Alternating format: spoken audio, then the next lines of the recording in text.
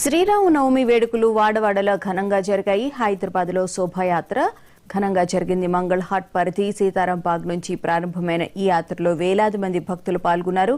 ఎలాంటి అవాంఛనీయ ఘటనలు జరగకుండా 20,000 మంది పోలీసులతో బందోబస్తు నిర్వహించారు.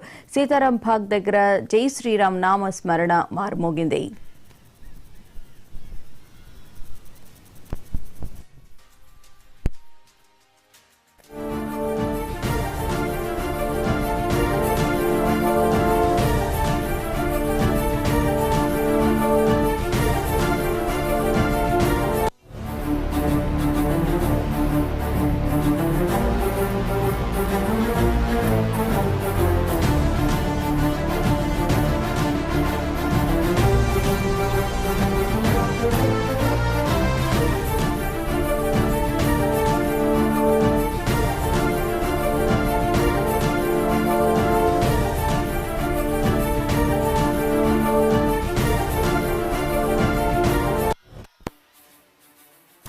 శోభాయాత్ర మార్గమంతా అడుగడుగున సీసీ కెమెరాల నిఘా కొనసాగింది.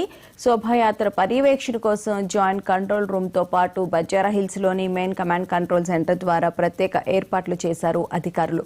భద్రతలో భాగంగా rapid action force, CTR reserve, quick reaction team, city task force, she teams, Mufti crime party పోలీసులు శోభాయాత్రను మానిటర్ చేశారు. భక్తులు శాంతియుతంగా భక్తి భావంతో శోభాయాత్రలో పాల్గొనాలని అధికారులు కోరారు.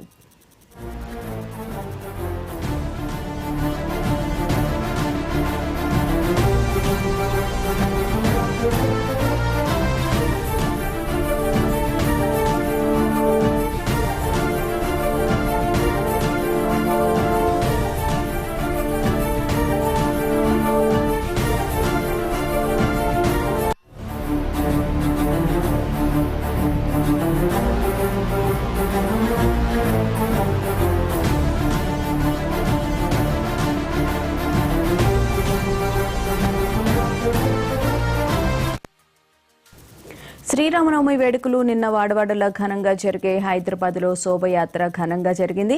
మంగళహాట్ పరిధి సీతారాంబాగ్ నుంచి ప్రారంభమైన ఈ యాత్రలో వేలాది మంది భక్తులు పాల్గొన్నారు. ఎలాంటి అవాంఛనీయ ఘటనలు జరగకుండా 20,000 మంది పోలీసులతో బందోబస్తు నిర్వహించారు. సీతారాంబాగ్ దగ్గర జై శ్రీరామ్ నామ స్మరణ మారుమోగింది. శోభాయాత్ర మార్గమంతా అడుగడుగున సీసీ కెమెరాల నిఘా కొనసాగింది. శోభాయాత్ర పర్యవేక్షణ కోసం జాయింట్ కంట్రోల్ రూమ్ తో పాటు బంజారాహిల్స్ లోని మెయిన్ కమాండ్ కంట్రోల్ సెంటర్ ద్వారా ప్రత్యేకమైన ఏర్పాట్లు చేసినట్లు అధికారులు తెలిపారు. భద్రతలో భాగంగా rapid action force, CTR reserve, quick reaction team, city task force, she teams, Mufti crime party పోలీసులు శోభాయాత్రను మానిటర్ చేశారు. భక్తులు శాంతియుతంగా భక్తి భావంతో శోభాయాత్రలో పాల్గొనాలని అధికారులు చెప్పారు.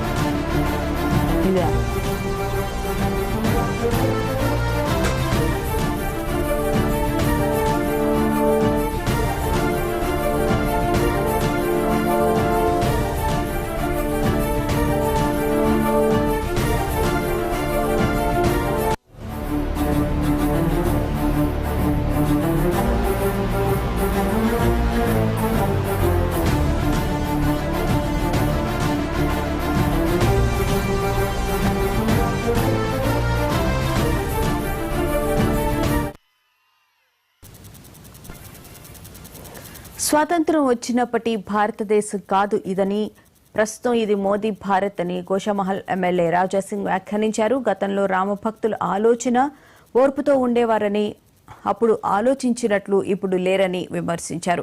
ఏదైనా ఎదుర్కోవడానికి సిద్ధంగా ఉన్నారని ఆయన అన్నారు. భారత్లో జిహాద్ పాతుకుపోయిందని, మోడీ వచ్చిన తర్వాత ఎవరైనా జిహాద్కు పాల్పడాలి అంటే భయపడుతున్నారన్నారు.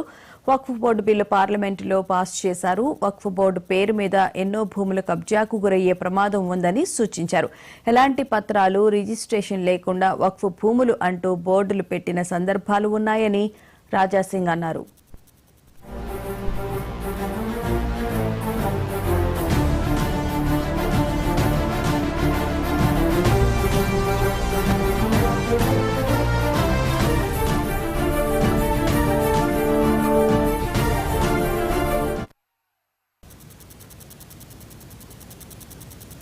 ఇదేనా?